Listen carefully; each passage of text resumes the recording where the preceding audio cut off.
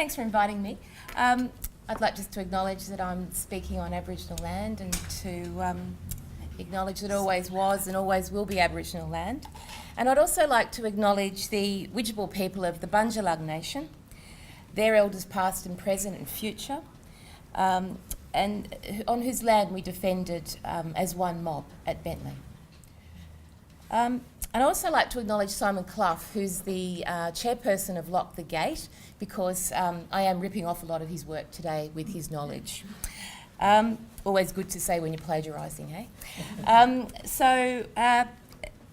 Just before I speak, I just wanted to show you a 60-second advertisement that was inviting people to come to the Bentley blockade.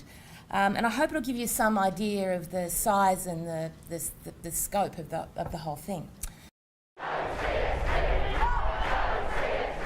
Never before have we been so united.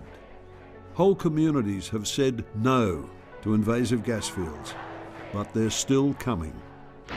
With our democracy in crisis, ordinary people are taking action. The Bentley blockade is the front line for the entire region. We need thousands of people to show up. This is getting not just close to home, this is home. So if not now, when? If not me, who? You know, if we don't stand up and we let this happen, and there are wells all over this place, I think people are likely to say, I could have done more and I didn't. We showed up! Come for a morning, come for a day, stay for a week. Now is the time. Join our alert list and get all the details at bentleyblockade.org. Okay, so the Bentley blockade, we blockaded the drill site from February in 2014, and it ended in victory, I'm happy to say, on the 15th of May 2014. And since then, the Northern Rivers has been declared gas field free. Metgasco, who was trying to drill at the time in the Northern Rivers, actually went broke trying to do it. So I'm the happy story for the day. So what I want to speak about today is the elements that created that successful blockade. And really, it was a really successful grassroots response when a democratic system failed us. The movement understood that power lies in the strength of community. And basically, standing together would mean that eventually the power holders and the politicians would have to change their minds, or they would be swept aside. Simon Clough talks about 6 elements to the Bentley blockade as being what drove its success, and he calls these the 6 pillars. And I just wanted to try and run through those very quickly in 15 minutes for you today. The first of these, as we talk about, is the commitment of a whole community approach. So setting out to bridge that deep political and social division within the community from the outset, thinking about how can we be on one page together. From the very beginning of the social movement, the aim was to be inclusive of all aspects of community. The Northern Rivers Gas Field Free project, which has been foundational, has included prominent members of the Northern Rivers Greens, the National Party and the ALP. So these 3 groups stood together on one platform and had one common goal. We developed a practice of going door to door and building literally household by household, a movement across the Northern Rivers. And it took a lot of resources and commitment, but it resulted in the strength to stop unconventional gas development at Bentley. The strategy devised by Annie Keir, who's speaking here in Sydney next week, and if you get a chance to go and see her, she's really worth it. What we did was we sent volunteers from door to door in the area that they lived in. So they're basically talking to their neighbours and friends about coal seam gas mining, about the issues and concerns for water and land quality, and leaving educational material at every household in the form of a DVD that the household could then watch. And we asked residents to declare their roads closed to gas mining, and later they would declare their suburb or village closed to gas mining and gas field free once they'd actually done every household in their area. Now this occurred from the border right up in the Tweed, all the way through the Northern Rivers, parts of the Clarence Valley, right down to Grafton. So it's a massive undertaking to knock on all of those doors, but people actually stepped forward to do that. Every vote was to close the road. There wasn't a vote that failed. And in most cases, the vote was between 85 to 99% to close the roads. The key to creating this spirit of collaboration was valuing and working together in the areas of agreement and disregarding those areas where there was disagreement. And what we built was a clear understanding that Metgasco had no social licence to be in the Northern Rivers. The second principle was a clear common purpose, providing a single value focus across the whole community.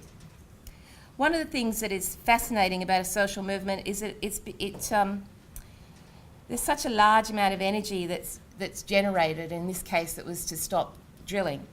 But of course, it attracts people that are interested in a whole range of issues and come with all their stuff that they want to bring into the campaign and share with everyone else, and perhaps attracts people to their point of interest. So many people felt that they could harness the social movement energy to advance their own cause. So what we had to do was make sure that we stayed focused on our common goal.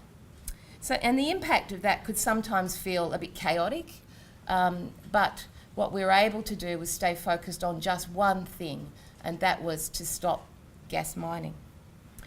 It was particularly difficult at the time. There was a lot going on in our community. There was a lot of things that we wanted to work on.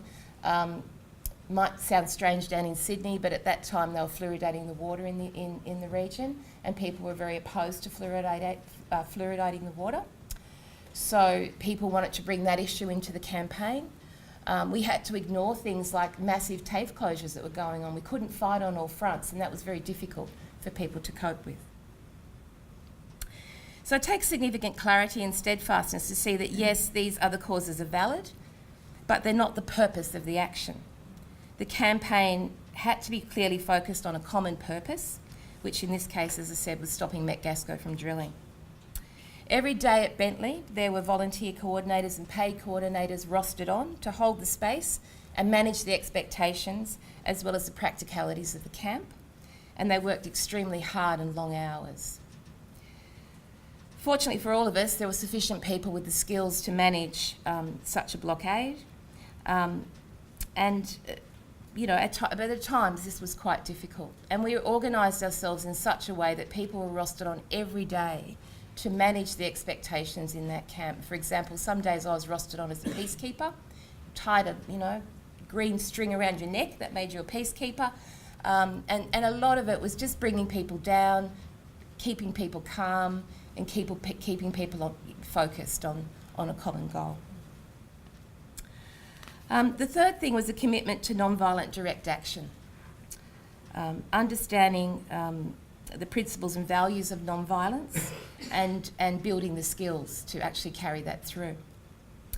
About 1,000 people were trained in non-violent direct action before the blockade even commenced, and it was really clear for people when we did the door-to-door surveys that we eventually would need to use those kind of skills in keeping the gas company out. The impact is hard to assess, but I think it's true to say that building of skill early did permeate through the whole movement at Bentley. People do have to be reminded in a camp like Bentley and on a blockade of what the group's standing for, as I said earlier, quite regularly. But in the end, it becomes part of the DNA of the whole operation, and people do respond very well to that, and they do show a degree of respect for each other because of it. When people practice non-violence and begin to feel compassion for other people involved, it doesn't mean they start to become weak or give in. It means they have more understanding. Just the code of conduct for the camp. People started to think about what it was like to be on the side. So we have a little bit of compassion for others. So, the farmer thinks that he needs the money. That's why he's letting the drill rig in. So we need to be aware of that and think about the farmer from that perspective. Compassion for the police. The police are just being sent in to do a job. We don't need to hate them. We need to work with them. And compassion for everyone else, for each other at the blockade site, because it's hard to do. There are times when people did the wrong thing, and we had to step in and deal with that, and there had to be a compassionate way to deal with that also. So there were rules about how you behaved in camp and when you had to leave camp. The commitment to non-violence was critical in dealing with the police, and if we hadn't been able to say hand on heart that we were committed to non-violence and non-violent blockading, we would not have had the platform to negotiate with the police. It would have been extremely difficult if we'd been seen as an uncontrolled rabble, but that wasn't the case. The police saw us as having absolute control over what we were doing. And it was a major part in the success of the blockade, because what happened in the end was that police were reporting to government that that someone would die on the blockade site if they actually came in. So at the end of the day, we had 200 police come. They went back to Sydney. There weren't enough of them to stop us. And they then were going to send 700 police, 700 public order squad up to stop us. So that's what we expected to confront. We knew from all the hotels in the area and the motels that were feeding us intelligence that the place was booked out to fit these police in. They had trouble even getting food out there because the restaurants in town and everyone else refused to supply food. So they were really struggling to get in because of the way that the place had been locked up. Because all that door-to-door stuff, you know, those people are people that run businesses in town, they run hotels. So really, when you start to do that door-to-door work, you're actually talking to the whole community and all of the services that are provided within that community. The other thing we did was we had a lot of, we thought about how we were going to maintain that level of peace at the front line. And so music was a really important part of the Bentley scene. And we know that music helps people to emotionally regulate, so we use that quite a lot. It's why we formed a choir, and we had musicians out there every morning at dawn playing, and there was an anthem actually developed by Luke Vasella which was called Gently Bentley, and it was a call and response song. So some of the words go along like this. I'm not going to sing it. Let's walk gently on the hallowed ground of Bentley. Let's walk hand in hand for our neighbour's farm. Let's share our peace with the New South Wales Police. And people performed this song every morning on the blockade site. And all these songs would have been performed had the police come. So it was kind of like a Cecil B. DeMille's production of, we were going to have, you know, musicians playing, choirs, singing, people locked on. So we were planning on it being theatre. The other really important thing was distributed leadership. There was no person that was particularly in charge, and it wouldn't have worked if we tried to have someone who was in charge, because, well, it was a pretty anti-authoritarian kind of mob anyway, and trying to tell people what to do probably wasn't going to be a good idea. So we didn't have a king and queen, and you know, when people can sort of choose for themselves what they'll do and what they won't do, they'll step up and do heaps of stuff, which is why, you know, sometimes I was peacekeeping, sometimes I was cleaning the toilets, and sometimes it was really great cleaning the toilets because you didn't have to make any decisions. It was really simple. So it was nice to be able to step up and then step back into roles that were, you know, easier to do and didn't require lots of decision making. The fifth thing was a cultural underpinning. We got up from February to May at 4:30 in the morning. And we were there every morning on that site before the sun rose. So we got there in the darkness and we were standing on the site when the sun rose every morning, because we knew we had to be there at dawn if the police were coming. We knew everyone had to be in their positions. So it was a drill that we did every single day. And it was a celebration.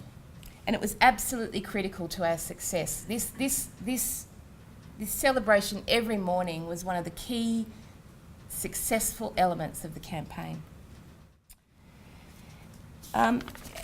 There was a wonderful contribution by the original custodians of the land, and they were able to articulate in so many ways their deep connection with country every single day, and their deep understanding of the impact of drilling that would have happened.